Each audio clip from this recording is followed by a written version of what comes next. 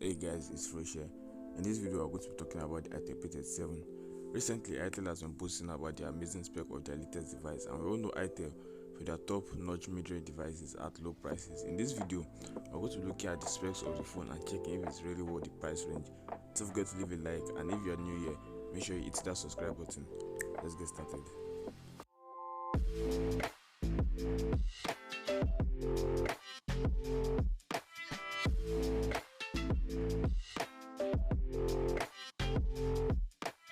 Now let's start off by checking the official unboxing video released by Itel. Unboxing the phone, we are greeted with the smartphone itself first, and then under that, inside the box, we have a clear TPU case, as you can see. Also in the box, we have an earphone jack, which is quite unusual for most phones these days, but it's still present in the A37. We have a charger adapter brick for charging, and then we have a micro USB 2.0, sadly not a USB type C. And then we have the device itself in all its glory, accompanied with its glossy back finish, and this color is called the degradation green by Itel. Now let's look into the basic specs of the Itel A37.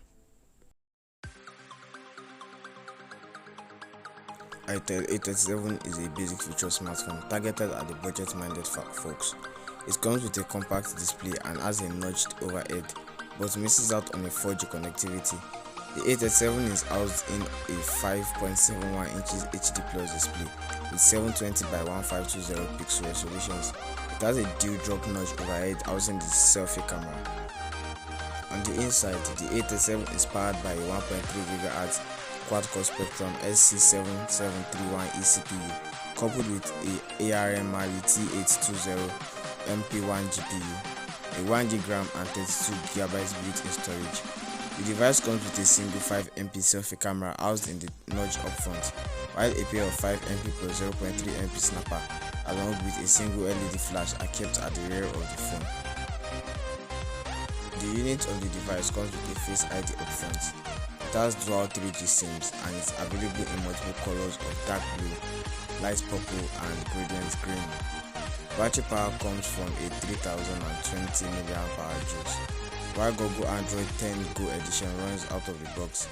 In general, I think the Itel A37 is a well-rounded device that is going to suffice your needs and perform day-to-day duties. I wouldn't really recommend it as a gaming device or a device for heavy-duty usage, but it's a low budget-minded device that fulfills the necessary day-to-day usage of a Android phone.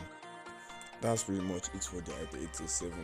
Let me know what you guys think about the device in the comment section below. Don't forget to leave a like and definitely don't forget to subscribe. See you in the next video.